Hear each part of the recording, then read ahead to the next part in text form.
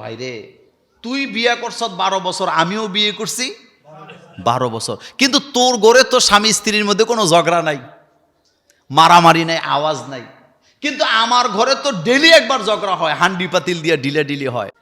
কারণটা কি? তোর ঘরে এত শান্তি জান্নাতি পরিবেশ, কি কারণ?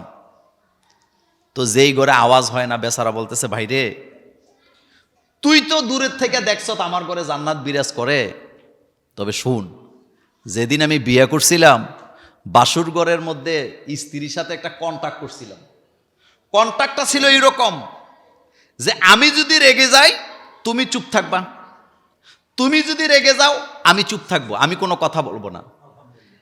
তুমি যদি রেগে যাও আমি ছাদের উপরে চলে যাব, আর আমি যদি রেগে যাই তুমি কোথায় চলে যাবা, তাইলে তো আর ঝগড়া হবে না।